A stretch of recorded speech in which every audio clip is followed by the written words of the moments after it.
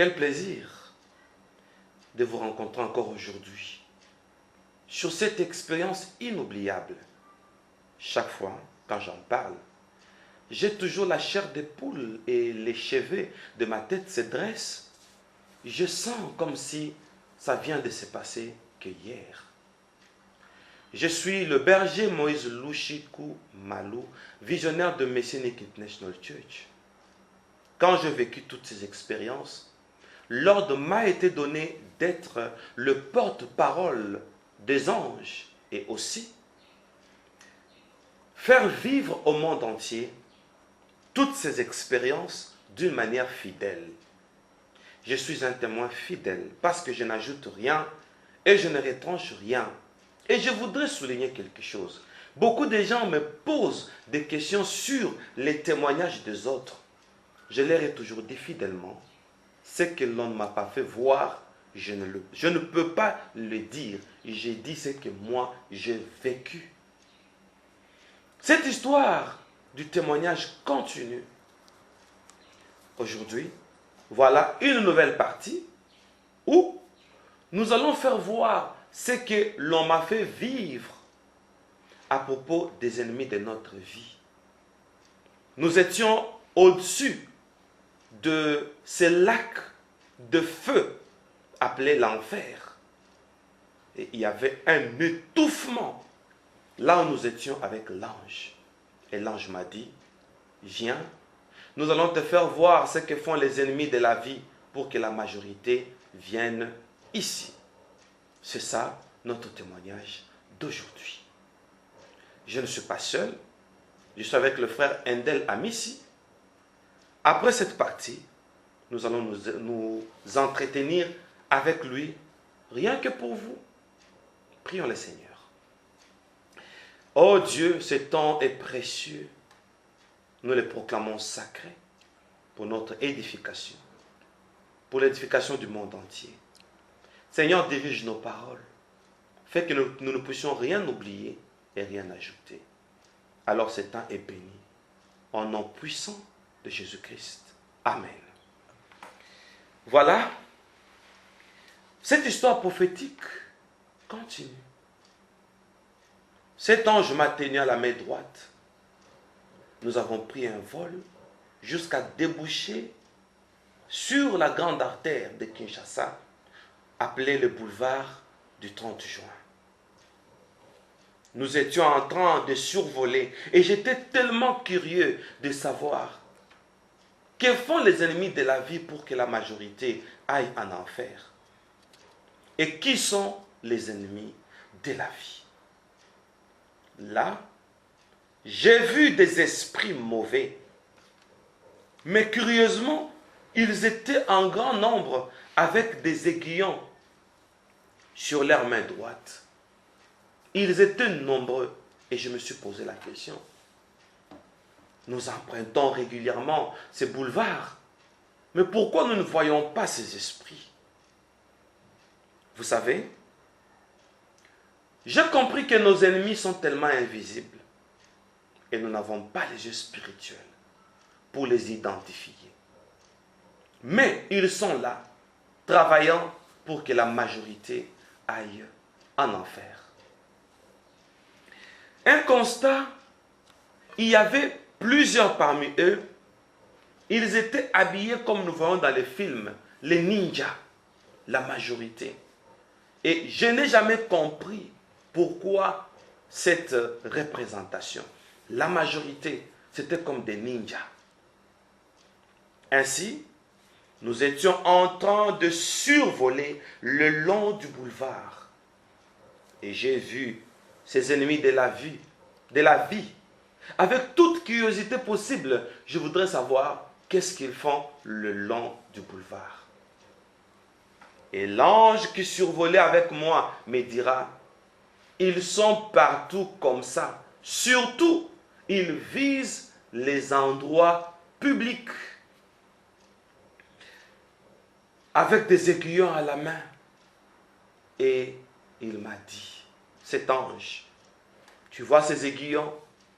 Tu as entendu parler des aiguillons, de l'aiguillon de la mort.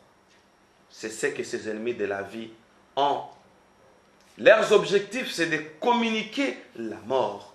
Et nous allons te parler de la mort sous quelques aspects.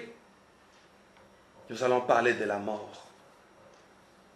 Ce que le diable fait pour que la majorité aille en enfer. Là, j'ai vu les ennemis de la vie, ces esprits mauvais, ces démons, se promener avec des aiguillons et ils étaient en train de poignarder vers l'épaule, du côté du dos, du côté droit.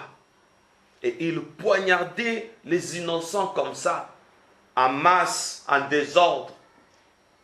Quand on vous poignarde, vous partez avec l'aiguillon et l'ennemi reste sans aiguillon. Ils ont poignardé des personnes et j'avais la capacité d'écouter même les paroles que les gens disaient. Et je me suis rendu compte qu'il y avait une fille là au boulevard qui avait son téléphone. Quand seulement on l'a poignardée, je fais un constat. Elle a plongé sa main dans son sac à main. Elle a pris un téléphone. Elle a composé un numéro. Et j'étais curieux pour dire pourquoi on la poignarde directement. Elle prend un téléphone. Elle appelle quelqu'un au téléphone pour dire voilà, bon, je n'avais pas entendu le nom, voilà, je suis d'avis, je suis d'accord pour la proposition que tu m'avais présentée la fois passée. Aujourd'hui, j'ai changé d'avis. Directement, j'ai compris, les ennemis de la vie font que, une fois poignardés, que les humains changent d'avis. Et maintenant, ça devient un avis contraire, un avis négatif. Et j'ai compris, d'après l'explication de cet ange, le passage qui dit que votre oui soit oui, que votre non soit non. Ce qu'on y ajoute vient du malin. Et j'ai vu le malin là. Ce sont les ennemis de la vie. Et j'ai compris directement que cette fille a été draguée par un homme. Elle a refusé. Et à cause du poignard, elle a changé d'avis. Et ils se sont fixés rendez-vous. Ils sont allés jusque dans un hôtel. Et je connais cet hôtel. C'est dans mon quartier, à ma campagne, dans la commune de Ngaliema. Ils sont entrés dans un hôtel. Et souvent, quand il y a les embouteillages, je passe par là. Et chaque fois, quand je vois cet hôtel, c'est près d'une police, vers la station Ma Campagne, pour ceux qui connaissent Kinshasa. Et j'ai vu cette fille aller à l'hôtel, d'après les rendez-vous qu'on lui a donnés immédiatement par ce monsieur qui lui a dit, rencontrons-nous telle place, directement à l'hôtel. C'est déplorable. Et avant de continuer, voir les choses qui se passaient sur le boulevard, cet ange me dit, aujourd'hui, cette jeune fille aura le sida, le VIH, à cause d'un aiguillon. J'ai compris que la mort, c'est tout un processus. Il y a beaucoup de gens qui sont destinés à la mort, mais qui pensent faire encore la vie, alors qu'ils ont déjà l'indice de la mort sur leurs épaules. Et pourquoi seulement aux épaules? Là, on ne m'a pas dit. Ce que je sais en tant que prédicateur, Jésus a porté sa croix sur son épaule. Ce que je sais, quand on est chef, ses grades se font voir sur l'épaule. Qu'est-ce que Satan veut aussi faire pour poignarder que sur l'épaule? Je vous parlerai de deuil. Continuons. Chers bien-aimés, cette jeune dame est partie avec l'aiguillon sur son épaule. Cet aiguillon va la conduire aux actes incontrôlés. Jusqu'au jour de la mort, le démon propriétaire de l'aiguillon ne viendra que le jour de la mort parce qu'il deviendra un esprit de contrôle. Il contrôle son aiguillon. Il est sûr de l'impact de son aiguillon parce qu'il sait que la personne victime va changer d'attitude. Nous sommes rentrés sur le boulevard. J'ai vu comment on poignardait les motards, le conducteur, le piéton. Une fois poignardé, je voyais comment le motard, animé par un esprit, et il devenait du coup impulsif, comme des personnes fâchées, un sang chaud à l'instant, et ils augmentaient, doublaient, triplaient même de vitesse. Et cet ange m'a dit, c'est ce que font les ennemis de la vie. Pour qu'ils fassent des accidents et qu'ils meurent. Et on m'a expliqué. L'objectif du diable, c'est que les gens meurent avant le temps. Les gens meurent dans un état de péché. C'est ça les personnes que ces esprits mauvais visaient. C'est quoi mourir avant le temps? Mourir avant le temps, c'est mourir sans pour autant connaître le Seigneur Jésus-Christ comme Seigneur et Sauveur personnel. J'étais tellement bouleversé parce que moi je pensais que le diable n'attaque que le chrétien.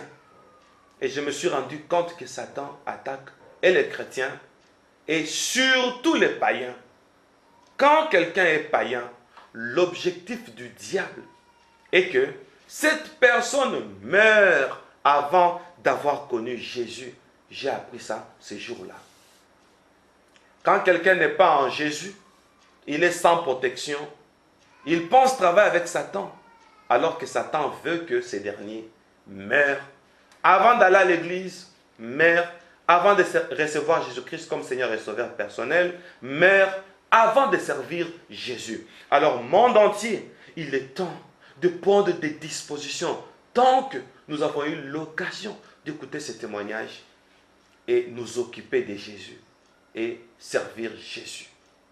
Et là, nous avons une autre protection, la protection divine quand on est en Jésus.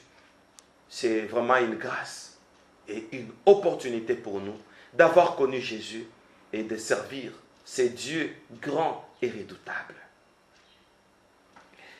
Qu'est-ce qui se passe dans les deuils? Les ennemis de la vie sont là. Il y a deux choses qui se passent dans les deuils et dans les morgues. Que font les ennemis de la vie dans des morgues et dans les deuils?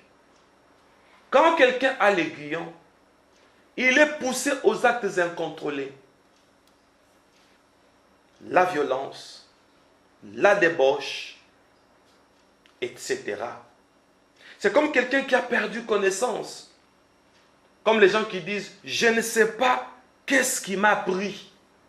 Et là, je me dis, quand les gens disent ça, ils ne savent pas qu'ils étaient poignardés.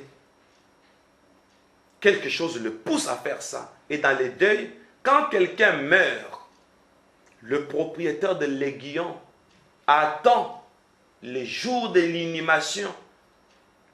Les jours de l'inhumation, c'est-à-dire l'enterrement, c'est là que le démon va récupérer son aiguillon et il va regarder dans la foule.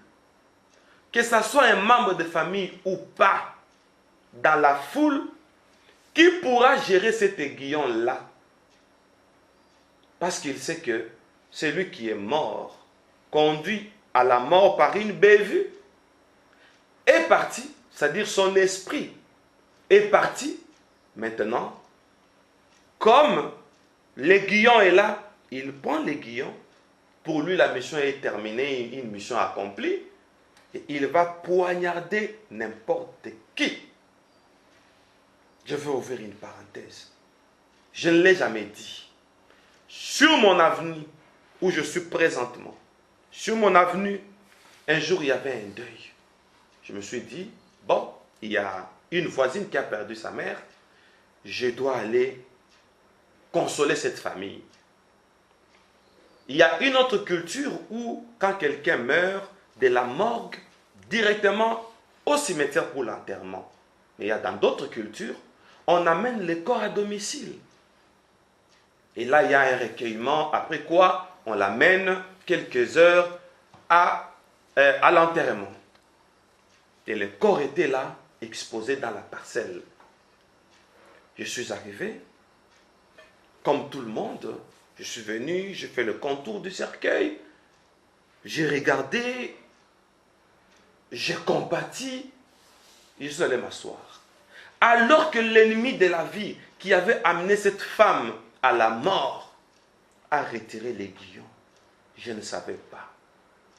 Je suis rentré à la maison un peu tard. Je suis arrivé à la maison. Je suis monté sur mon lit. Je me suis endormi. J'entends après quelque temps une voix. Moïse, réveille-toi. Notre Dieu, c'est un Dieu de grâce. Comme il est écrit, le malheur atteint souvent les justes, mais l'Éternel l'en délivre toujours. Chers bien-aimés, une histoire horrible, incroyable mais vraie. On me réveille. Les ennemis sont là. Nous te donnons le pouvoir de t'envoler. Je me rends compte que la dame que j'ai vue dans les cercueils est venue me chercher à la maison, accompagnée de ses chefs. Donc il y avait des démons qui étaient là et ils ont amené la représentation de cette femme avec l'aiguillon pour me poignarder et insérer en moi, incorporer en moi l'esprit de cette femme, afin que ce qui l'a conduit à la mort me conduise aussi à la mort. C'est comme ça que les ennemis de la vie travaillent. Du coup, j'ai senti une puissance me saisir, ça m'a transporté et j'ai commencé à voler. Un constat que je fais, j'ai vu que cette femme qui était venue vers moi, accompagnée des démons, était habillée en rouge. Rouge, rouge. Et quand ils ont atterri dans ma chambre, on a donné l'ordre à cette dame, je ne sais pas par quel mécanisme, pendant que son corps était là dans le cercueil. Et là, elle marchait, elle s'est déplacée, elle entendait. C'était un peu compliqué pour moi. On lui a donné l'ordre de se déshabiller. Elle s'est déshabillée, elle a pris sa tenue rouge, elle l'a déposée dans ma chambre. Et après quoi? Et on voulait maintenant l'insérer à moi. Je comprends qu'il y a beaucoup de gens qui sont animés des esprits humains. Ils font certaines choses, mais ils sont commandés de près par un esprit humain. Et ça se passe régulièrement aussi dans des familles. C'est que vous allez voir quelqu'un qui naît, n'est-ce pas, qui ressemble à un oncle ou une tante. Je connais dans une famille quelqu'un qui est né, mais avec une cicatrice. Comment un bébé peut naître avec une cicatrice? Et quand on regarde son homonyme dans la famille, l'homonyme avait, c'est quelqu'un qui était déjà mort, son homonyme avait la même cicatrice au cou. Un bébé qui naît avec une cicatrice, une plaie qui avait déjà séché au cou, au même endroit que son homonyme. Il y a beaucoup de gens, l'objectif du diable est que beaucoup de gens naissent avec les esprits ou des représentations de certains défunts pour que la mission satanique continue. Et à mon tour, ils ont raté la mission. Pourquoi? Parce qu'une voix m'a réveillé, directement j'ai sursauté, je vis la scène comment la dame s'est déshabillée et elle m'a laissé dans la chambre une tenue rouge. Et j'ai commencé à voler. Cette dame et l'équipe qui l'accompagnait me poursuivaient, mais moi je volais à pic, je perçais les nuages, j'étais plus rapide qu'eux. Ils sont rentrés, ils sont restés jusqu'à ce qu'ils sont rentrés au deuil pour poignarder un autre candidat parce que moi, on m'a raté. Ils ont récupéré leurs vêtements et avec leurs poignards, leurs aiguillons, ils sont rentrés au lieu de deuil. Bien-aimés dans le Seigneur, après ça, je sursautais, j'étais sur mon lit. la première pensée qui m'est arrivée, j'ai compris pourquoi Jésus a dit, laissez les morts enterrer leurs morts. C'est-à-dire, et tous sont-ils morts? Non. Jésus voulait dire, comme les Écritures déclarent, vous mourrez dans vos péchés. Celui qui vit dans un état de péché, il est mort quoique vivant. Laissez les morts enterrer leurs morts, c'est-à-dire laissez le funérail de pécheurs aux pécheurs. C'est ce que voulait dire Jésus. La plupart des funérailles de païens, il ne faut pas aller. Mais ça dépend des liens qui vous relient avec les familles éprouvées. Qu'est-ce qu'il faut faire? Déjà au préalable à la maison, il faut bien se préparer. Mais aujourd'hui, les cultures ont changé. Quand il y a deuil, les gens entrent dans des salons de coiffure, surtout des femmes. Ils se maquillent, ils s'ajoutent des cils, ils portent de nouveaux habits et c'est l'ambiance sur ambiance et retrouvailles sur retrouvailles. Et beaucoup de gens s'aiment dans les deuils. Et quand on enterre, les gens vont dans des terrasses, ils vont boire, ils vont s'enivrer à l'occasion de deuil, ignorant que les ennemis de la vie sont là, cherchant des candidats. Pourquoi seulement au deuil? Après ça, on me fait voir que les ennemis de la vie, qu'est-ce qu'ils font? Ils prennent les esprits de ceux qui meurent. Et là, on m'a amené dans des morgues. C'était horrible. Nous sommes entrés dans une morgue et j'ai vu des tiroirs où on avait placé les morts. Mais curieusement, à côté de chaque tiroir, il y avait l'esprit là. Rappelez-vous, quand nous étions jeunes, nous prenions des pailles que nous mettions dans l'eau savonneuse et on remuait un peu. Et quand on soufflait, ça faisait des bulles. Et j'ai vu de bulles comme ça, mais avec des formes humaines. Chacun à côté de son tiroir. Et on me fait voir ceux qui sont morts dans un état de péché. Ils attendent l'enterrement et leurs esprits qui leur ont poussé à la mort à cause du poignard, ils sont là. Et maintenant, que font les médecins? Je vois, il y avait plusieurs médecins qui venaient, qui entraient dans des morgues. Après incantation, ils prenaient des bulles des esprits là. Et ils incorporaient ça en eux, à volonté. Et ils prenaient comme ça pour qu'ils soient animés 4 fois, 5 fois des esprits humains pour qu'ils deviennent plus intelligents. Et c'était leurs incantations. Bien aimé, après ça, j'ai vu les ennemis de la vie prendre des bulles là et placer dans d'autres personnes. Qu'est-ce qu'ils font? Mon Dieu. Je me suis exclamé parce que ce sont des choses que nous vivons. Et la loi de la confusion est dans nos familles. Le diable est le père du mensonge. Quelqu'un qui meurt, mais qui n'est pas mort en Jésus, on prend sa représentation en forme de bulle. C'est comme l'ombre. Et on place dans un inconnu comme un prophète. Et l'ange me dit, ce prophète-là va rentrer dans la famille du défunt. Mais il a l'esprit du défunt. Il commence à vous dire des choses. Il commence à vous dire que voilà, je suis un devin, je suis un spirit, j'entre souvent en contact avec votre frère. Il commence à raconter des histoires, juste pour diviser la famille, juste pour placer la confusion dans la famille. Après cela, cet ange m'a transporté. Nous avons pris un vol rapide et nous nous sommes retrouvés en Égypte. Là, en Égypte, nous avons atterri sur le sol égyptien, à côté d'une pyramide. Et nous sommes entrés dans une pyramide, nous n'avions pas besoin de porte. Nous sommes entrés et nous sommes retrouvés à l'intérieur.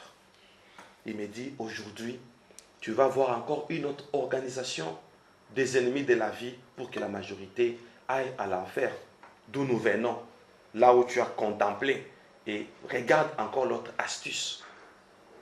Et là, j'ai vu plusieurs corps de certains, des différents pharaons égyptiens. Et il me dit, tu vois ce que les Égyptiens ont fait? ils ont séché le corps de leur pharaon. C'est une magie qu'on appelle la nécromancie. La nécromancie, c'est un travail satanique avec les morts. Le fait de sécher leur pharaon, depuis lors, ils savaient quelque chose. Cette incantation avait comme objectif de défier la parole de Dieu qui dit « Tu es poussière et tu retourneras à la poussière ». Maintenant, ils ont tout fait pour momifier le pharaon pour qu'il ne devienne pas poussière. Et là, je me suis rappelé, j'avais appris une fois qu'il y a un gourou d'une secte indienne. Il est mort, depuis qu'il est mort, son corps est devenu élastique. Et on a commencé à le vénérer, ne sachant pas que c'est une incantation. Tu es corps et tu retourneras à la poussière. Tu es poussière et tu redeviendras poussière. C'est une loi que Dieu a établie. Maintenant, les spirites, le magicien égyptien ont voulu contourner cette loi pour dire que Pharaon ne retournera pas à la poussière. Alors, comme il ne va pas retourner à la poussière, c'est que nous pouvons avoir son esprit. Alors, les Égyptiens, dans des pyramides, ont fait ce système de pyramides, de garder leurs pharaons afin de rester en permanence avec leurs esprits. Et comment ils font? Vous avez déjà remarqué dans certaines pratiques où on enterre des personnes vives. Vous avez déjà vu ça? Et c'est là comment bien expliquer. C'est quoi le principe? Quelqu'un qui est vivant, on dit que non, Pharaon est mort, etc. Il faut que ses esclaves entrent avec lui dans la tombe. Et on prend 15, 20, on prenait même 30. On prend 30 vivants, on le place dans la tombe et on l'enterre avec le pharaon. Et après, ils sont restés là-bas dans la pyramide. Parce qu'il y avait des tombes là-bas dans des pyramides. On creuse tout à l'intérieur de la pyramide et on place le pharaon dedans. Et on faisait même des caves comme ça, en forme de maison. Et quand ces victimes vont mourir avant le temps, ils sont momifiés avec le pharaon et ils vont profiter pour utiliser leurs esprits. L'objectif, c'est que le corps soit momifié pour que l'esprit reste permanent afin de défier la loi de Dieu qui dit, quand on meurt, le corps rentre à la poussière et l'esprit va chez Dieu.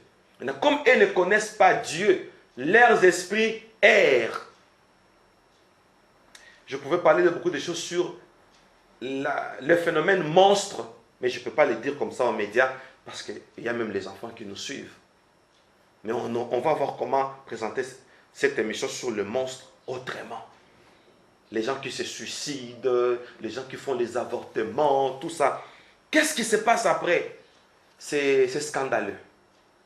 C'est ce que j'ai découvert là, dans la pyramide. Maintenant, les ennemis de la vie ont fait un contrat, c'est-à-dire l'Égypte avec l'Amérique. Ils se sont entendus maintenant avec une monnaie, la monnaie américaine. Et vous allez voir, sur le dollar américain, on a placé une pyramide égyptienne. À la base de cette pyramide, il y a les chiffres romains. Donc, c'est une magie qu'on appelle la trimoustie. C'est un triangle satanique. L'Égypte, les Amériques et la Rome. Et là, il faudra un tableau où carrément, nous allons entrer dans une autre émission où je vous parlerai de la réalité entre l'Amérique et la ville de Rome. Et là, on va utiliser même un écran où, quand je parle, ça s'affiche. Je pense que c'est ce qu'on pourra faire. Le frère Endel Amissi et nos techniciens vont organiser ça afin que nous puissions parler encore en profondeur et éclairer le monde entier.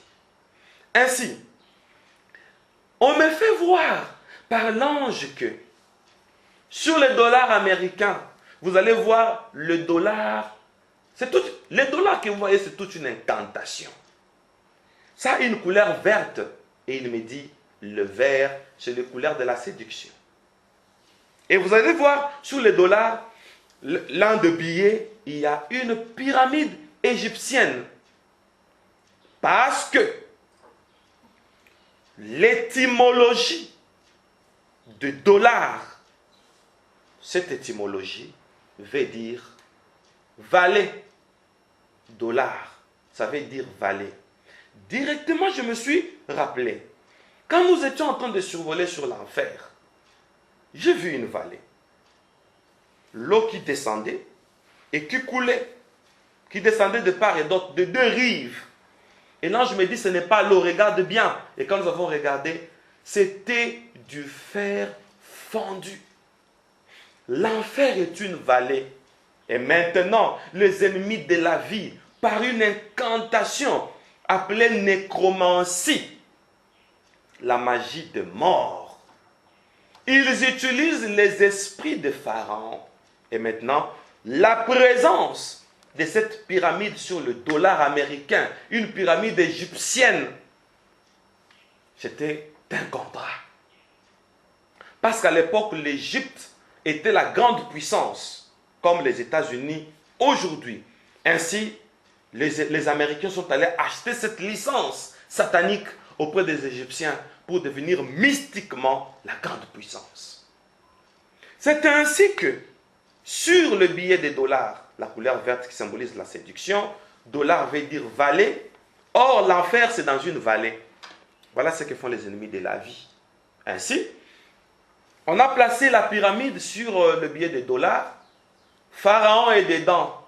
Pourquoi? Il y a au sommet de la pyramide un œil, l'œil d'Horus, qui est en train de surveiller partout où cette monnaie arrivera. Malheureusement. Ainsi, avec l'argent, ce n'est pas seulement les dollars, mais d'une manière générale, les ennemis de la vie vont utiliser le pouvoir de l'argent afin que la majorité aille en enfer. Je donne un exemple. Aujourd'hui, si vous êtes dans une grande société où vous avez 20 000 euros par mois, 15 000 euros par mois, même 5 000, même 2 000 euros par mois, on vous dit que voilà, votre patron, c'est un occulte. C'est difficile de quitter cette société.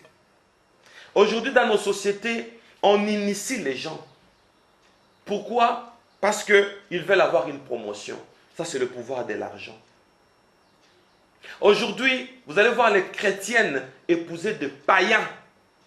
Il suffit seulement que ces païens aient de moyens et ils deviennent l'homme selon leur idéal. Le pouvoir de l'argent. Et l'ange me dira, pourquoi ce projet de contrat entre l'Égypte, entre l'Amérique et l'Égypte? Parce que, au temps de Moïse, là on m'explique, nous étions dans une pyramide. Au temps de Moïse, les enfants d'Israël ont traversé la mer Rouge quand elle s'était fendue par le bâton de Moïse. Ainsi, quand l'armée de Pharaon voulait aussi traverser, Moïse a bandit son bâton, sa verge, les eaux avec les eaux se sont rassemblées et ça a englouti l'armée de Pharaon. Et Pharaon est resté sans défense. Et quand il est rentré, et les Égyptiens ont momifié Pharaon afin que son esprit reste là, surtout que son corps n'est pas retourné à la poussière, afin de retenir son esprit. Et cet esprit a été incarné dans l'argent. L'argent est un pouvoir qui fait que les enfants d'Israël qui avaient fui Pharaon, ils ont traversé, ils sont partis au désert pour entrer à la terre promise. Et maintenant, ils vont les retrouver sous deux aspects. Le premier aspect, c'est le pouvoir américain. Et le deuxième aspect qui est à la base, attention, quelque chose qui est comme une base, c'est un soubassement. C'est-à-dire la fin de tout, c'est la ville de Rome. C'est pourquoi vous voyez les chiffres romains au bas de la pyramide. C'est un triangle. Il y a beaucoup de choses que je peux expliquer là-bas, mais certaines choses, je m'abstiens d'abord pour notre déontologie. Parce que je ne voudrais pas attaquer les églises, les religions, parce qu'il y a quelque chose qui s'est passé avec la Rome. Attention. Bon, maintenant, j'enseigne brièvement. Remarquez la pierre qui s'était détachée dans la vision de Daniel. la vision du roi interprétée par Daniel bien sûr, il voit une pierre qui se détache d'une montagne sans le secours d'une main, qui vient, qui frappe le pied de la statue et toute la construction se brise. Or, le pied, c'est le fer. Le royaume en fer. Et quand nous regardons les 4 étapes de la statue, il y a même une émission que j'ai parlé de ça. Un rêve qui explique le mystère. C'est en forme de documentaire. Vous allez voir, il y a 4 empires, Babylone, Mède, Perse, Grèce et Rome. Et Daniel prophétise pour dire que la 4e partie de la statue, c'est le fer, c'est Rome. Et la pierre vient briser le fer. C'est-à-dire Jésus viendra au temps romain. Attention, Jésus viendra au temps romain. Et qu'est-ce que le pouvoir romain est en train de faire aujourd'hui? C'est dans l'argent. Quoi que ce soit l'argent américain. Quoi que ce soit l'argent américain. Mais ce sont des contrats. C'est pourquoi nous devons faire très attention avec l'argent. Moi, ça m'étonne. Ça m'étonne. Quand je vois un pasteur qui va aux États-Unis, il change de doctrine, et il devient d'abord arrogant. Je comprends. Je comprends. Je comprends. Et vous comprenez aussi. Nous devons faire très attention, même dans l'évangile. L'argent ne doit pas devenir notre doctrine. Je comprends, ce sont les ennemis de la vie qui sont à la base de tout ça. Bien aimé, quand cela est passé, et l'ange m'a tenu à la main, nous avons pris un vol et je n'ai pas compris. Nous avons pris une autre direction. Nous étions au-dessus de l'enfer. Nous avons pris un vol. Nous nous sommes retrouvés à Kinshasa, en Égypte, dans différentes familles, dans des morgues, dans des deuils. J'ai vu du chambardement là-bas. Et après, il m'a tenu à la main. Nous nous sommes retrouvés à la bifurcation. Mais nous avons pris une autre direction à la bifurcation et on m'a déposé là. Arrivé là à la bifurcation et les anges de la bifurcation m'ont accueilli pour la 2e fois. Bienvenue homme, voici tu as trouvé la grâce d'arriver encore ici. Nous avons une question à te poser. Moïse, comment es-tu né? J'ai regardé vers la gauche et dit waouh, je suis à l'extérieur du séjour des morts. Je suis hors enfer. Oh mon Dieu, quelle grâce. Je regarde cette porte. La réponse qui a fait que j'ai dit que j'entre à gauche, parce que j'ai dit que je suis né de mon père et de ma mère. Mon âge a baissé jusqu'à 12 ans. Et là, je n'avais plus 12 ans. Mon âge est rentré normal. J'ai compris que cette réponse n'était pas bonne. J'ai dit, je suis né de l'esprit par mon baptême. Et l'un d'eux a pris la parole pour dire, parce que tu es né de l'esprit, voici tu deviens semblable à nous. Oh mon Dieu. Alors monte, deviens léger, va vers la droite. Et avant de continuer, ça me fait du bien. Avant de continuer, je voudrais souligner quelque chose. Quelqu'un m'a appelé pour me dire que, Berger Moïse, toi tu as dit, celui qui était entré à droite dans l'une de tes émissions, c'était un blanc. Mais dans l'une d'autres émissions, comme quand j'étais à Cape Town, dans une conférence, tu as dit que c'était un noir. Oui, le noir là, il s'agissait de moi. Vers la droite, les gens sont entrés 2 fois. Pendant 10 heures du temps, tout le monde allait toujours à gauche. Tout le monde allait à gauche. À la première phase de mon témoignage, je vis un blanc entrer. On lui a dit, va à droite. À la 2e phase, c'était moi. On me dit, parce que tu es devenu comme l'un de nous. Alors, va. Je me rappelle encore. Et quand on m'a dit ça, monte, deviens léger. Je me suis senti léger. Je peux dire une feuille de papier pèse. Je me suis senti tellement léger et que j'ai brandi mes mains. Je commençais à voler. Je me dirigeais vers la droite, à l'entrée du paradis. Il y avait une lumière qui m'accueillait et je suis entré au paradis. Au prochain programme, nous allons parler de mon entrée au paradis, jusqu'au trône du Seigneur, là où j'ai vu Jésus, encore et encore. Nous allons passer par une méditation et merci pour votre attention. À tout de suite. Messianique Vidéo, votre nouveau centre de référence. Avec le berger Moïse Louchikou, l'un des envoyés que Dieu nous a suscités pour défendre l'Évangile, lutter contre l'apostasie et nous révéler le sens prophétique des Écritures. Découvrez toutes les diffusions qui vous édifieront. Bonne méditation. C'est parti.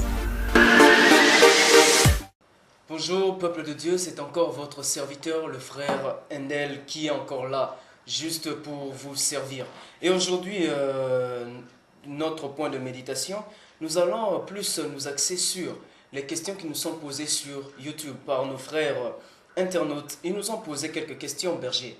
La première question, il y a un frère dont je ne sais pas, il y a un pseudo. Je n'ai pas pris de pseudo, c'est pour ça d'ailleurs que nous demandons à nos bien-aimés de nous écrire sur les numéros qui sont affichés afin que nous sachions les localiser et que nous ayons quelques précisions. Alors, il nous dit ceci, berger. On entre dans le paradis, on entre au paradis si on a cru en Jésus, puis si on a vécu une vie de sainteté. Mais ce que vous dites est que on peut partir en enfer juste parce qu'on ne partait pas à l'église. Est-ce que vous pourriez éclaircir sur ça? Il veut quelques éclaircissements là-dessus. On peut partir en enfer. D'abord, je salue le bien-aimé qui a posé cette question sur YouTube. On peut partir en enfer parce qu'on ne partait pas à l'église. Alors, l'église c'est quoi? On dit il est doux et agréable pour les frères de demeurer ensemble. Car c'est là c'est où? À l'église. Que le Seigneur envoie la bénédiction. L'huile symbolise la consécration. C'est à l'église que nous recevons une consécration pour que nous puissions appartenir à Dieu. Et ce n'est pas fini. On dit, et la vie éternelle. Donc, à l'église, on nous apprend le précepte de Dieu. Nous recevons une onction particulière qu'à l'église, à la fin de compte, nous avons la vie éternelle. C'est l'importance de l'église.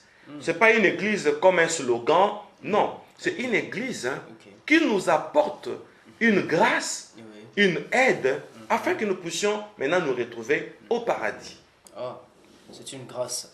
Alors, notre deuxième question est, pourquoi dans l'au-delà, il n'y a que des Africains et jamais d'autres races? Cette question est posée depuis YouTube. Bon, quoi qu'on ne répond pas à une question par une question, est-ce que dans mon témoignage, j'ai dit qu'il n'y a que les Africains? Non, je ne crois pas. J'ai parlé de morts qui viennent. Ok? La première partie de mon témoignage, je vis un blanc entrer au paradis. La deuxième partie de mon témoignage, je vis un noir. Moi-même, je suis entré aussi à droite. Et les gens que j'ai vus, même dans les séjours des morts, il y avait aussi des blancs et autres, il y avait aussi les noirs. Mais la plupart des personnes qu'on m'a fait voir, je comprends d'où est sortie cette question. Les personnes que j'ai rencontrées, c'était plus les Africains, parce que c'était des personnes que je connaissais. Je connaissais leur passé, et ce sont des personnes connues dans le monde, et c'était peut-être pour faire voir que certaines personnes sont là-bas à cause de ce qu'ils avaient fait. Il ne me fallait pas qu'il y ait des inconnus.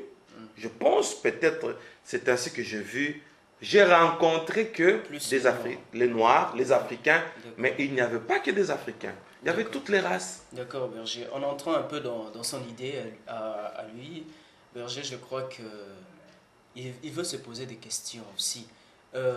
Nous savons ce qu'a été l'esclavage. Oui. L'esclavage.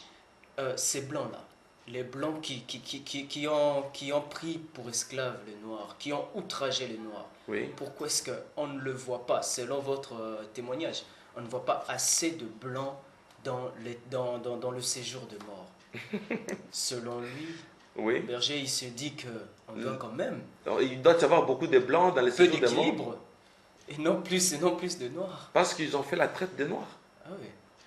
Bon, moi je pense que Cette histoire de la traite des Noirs, c'est une vieille histoire coloniale. Mais Dieu était déjà Dieu. Bien sûr, je vais y arriver. Bon, c'était une histoire coloniale Oui. et cette colonisation, n'est-ce pas, a aussi beaucoup apporté. Ah, je vous dis, hein, Ok. quand on dit tel pays africain a été colonisé par les Français, ils parlent le français. Tel pays africain a été colonisé par la Belgique. Ils parlent des langues belges, Oui. n'est-ce pas? Oui.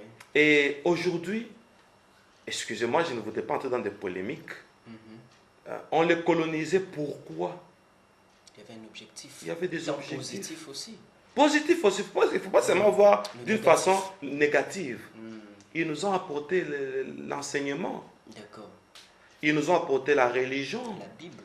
La Bible, nous étions des polythéistes.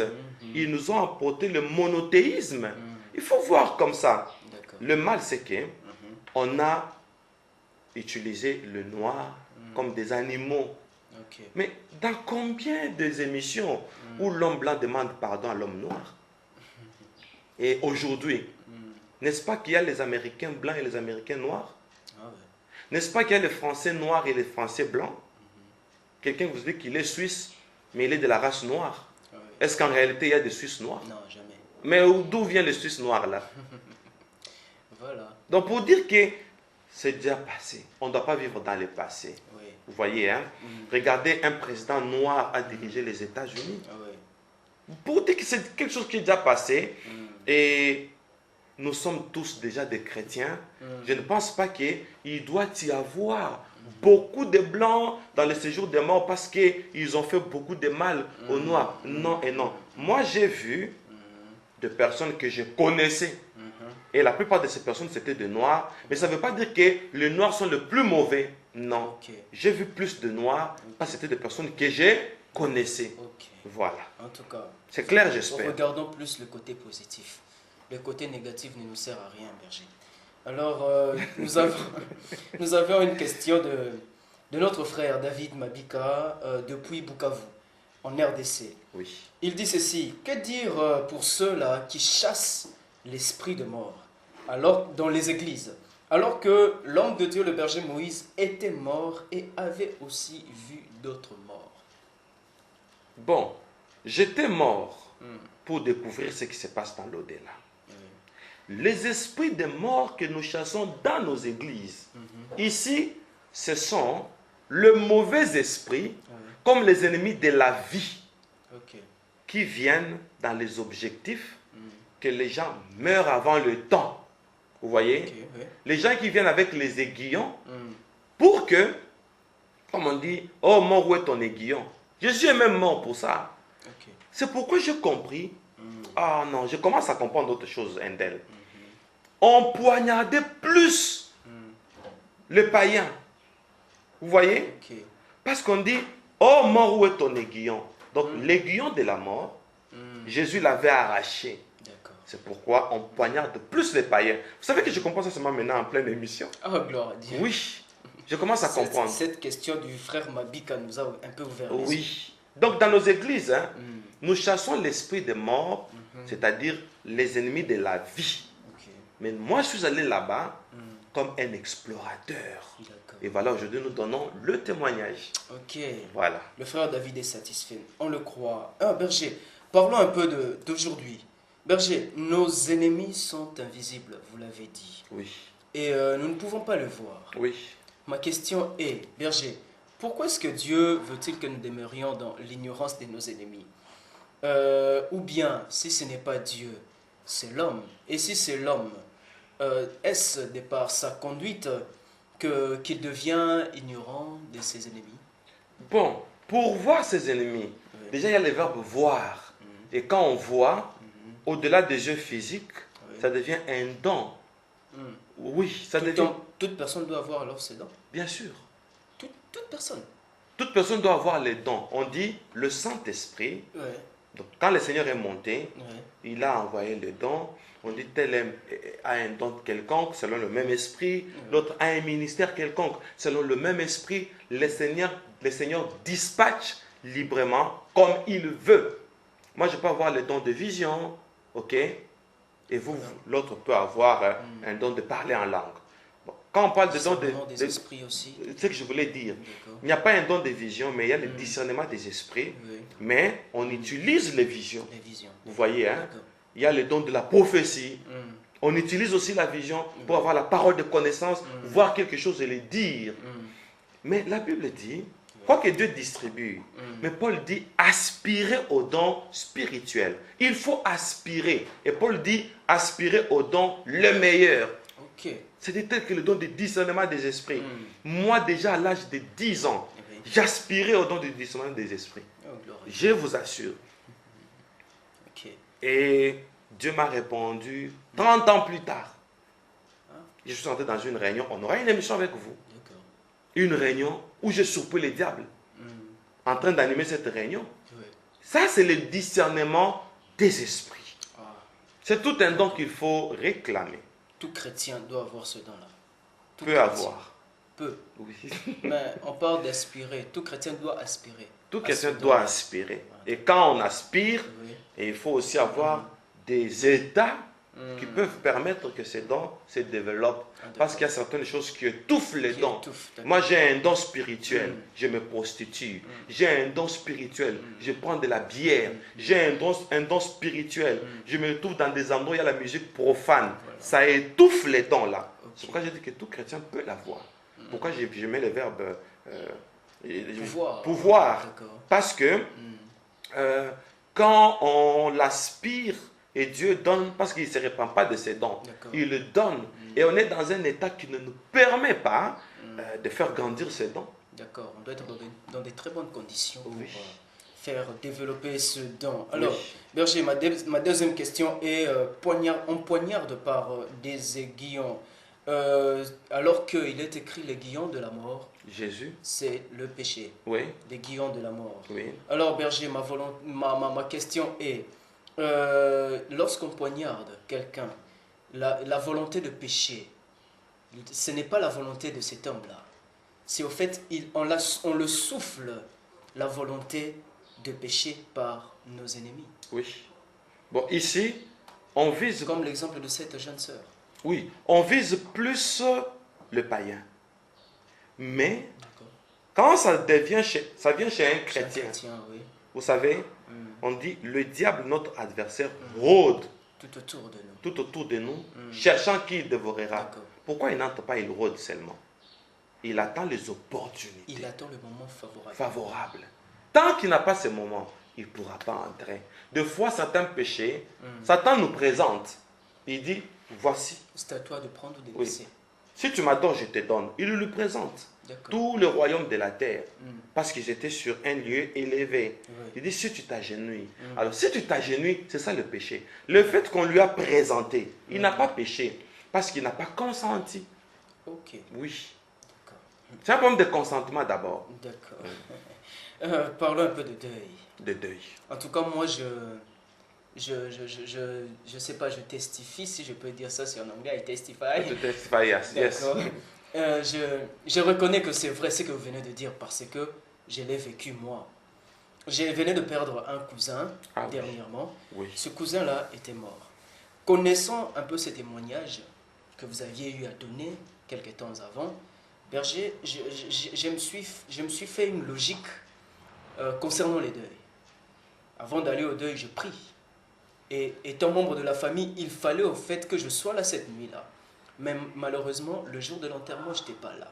Ce qui a fait que 2 jours après son enterrement, je l'ai vu. Il est venu me chercher. Wow. Il est venu me chercher la nuit. C'était environ 2h, 3h. Il vient me dire, Endel, je viens te donner la mort. C'est vrai ça? C'est vrai. Je viens te donner la mort. Je viens te donner la mort. Je le regarde, je le dis, mais Endel, je ne t'ai pas connu comme ça. Je croyais que tu craignais Dieu. Tu viens me donner la mort. Il me dit, Endel, je viens te donner la mort. Alors là, je lui dis, d'accord, on verra si toi, tu vas me donner la mort.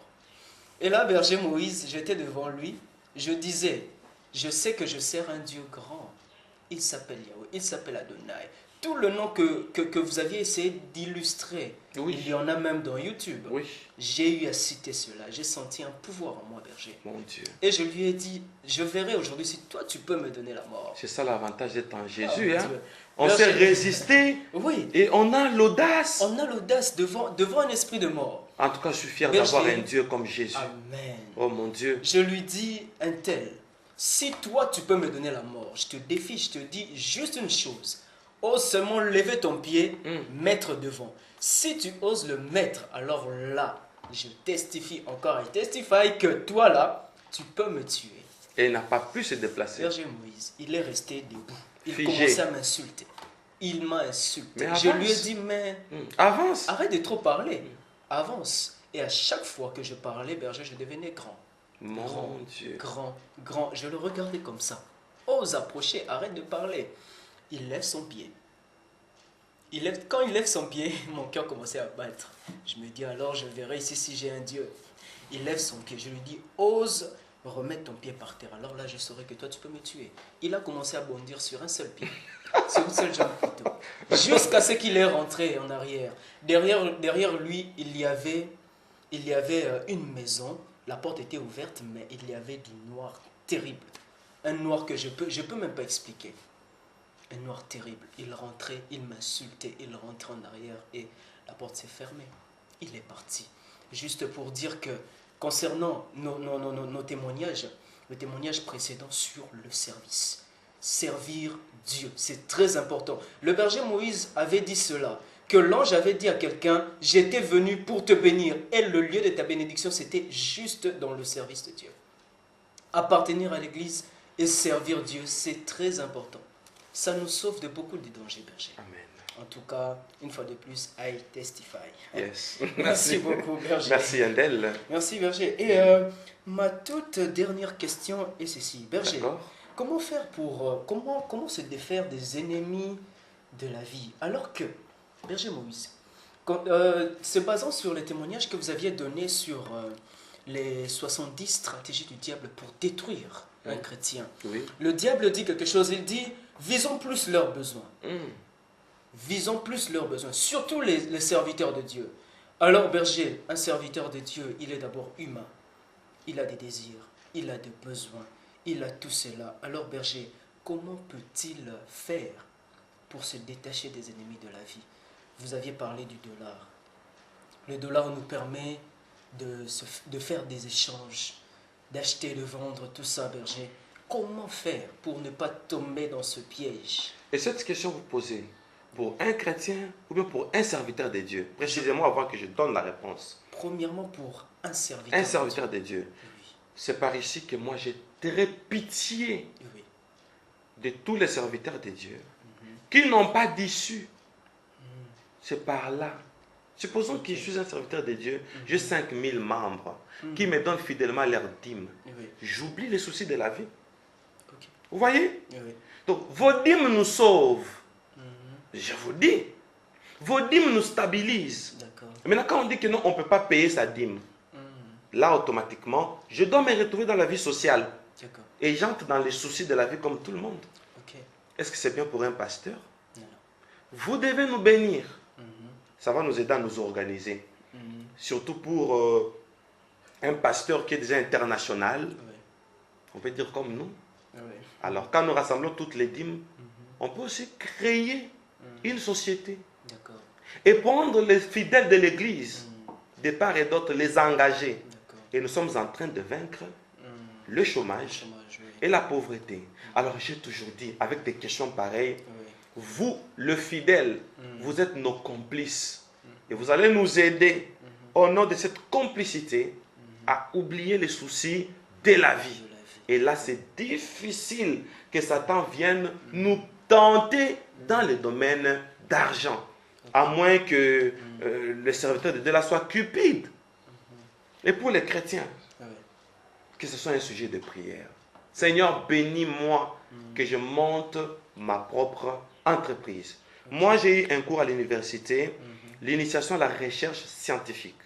Notre professeur nous disait, soyez de ceux-là qui créent les emplois, mais pas qui quémande les emplois. Il ne faut pas quémander, il faut créer. C'est le conseil que je peux donner et Dieu est capable de nous aider à vivre dans une autonomie pour ne pas tomber dans ces pièges d'argent. Amen. Dieu est vraiment capable de nous aider là-dessus. Mais en attendant, on travaille là où on est. D'accord. Et on attend une surprise agréable plus tard. Ah, merci beaucoup. On attend une surprise agréable. Merci beaucoup, Berger. Merci, Endel. Ça a été un honneur et un réel plaisir de vous entendre encore une fois de plus. Merci, Endel. Ainsi, nous parlons donc à nos internautes et auditeurs de MIC Radio. Faites-nous parvenir vos questions. Le berger Moïse est là. Nous avons la grâce d'avoir un berger qui est humble, qui répond à toutes nos questions. Alors, faites-nous parvenir vos messages par le numéro qui sont affichés au bas de vos écrans. Que Dieu vous bénisse. On se retrouve très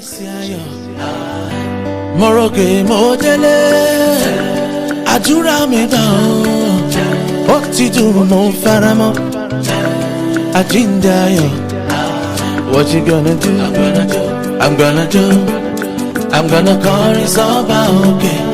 Life is beautiful, it's okay. Jesus look already. I am there. No more trouble, no more sorrow. I don't go beg, I no go borrow. Jesus look already. Correde. Jesus look already. Correde no Jesus. Jesus look already. Ire ayọ̀ ṣá ló ń jẹ́ tèmi o. Jésù ló kórede. Jésù ló kórede.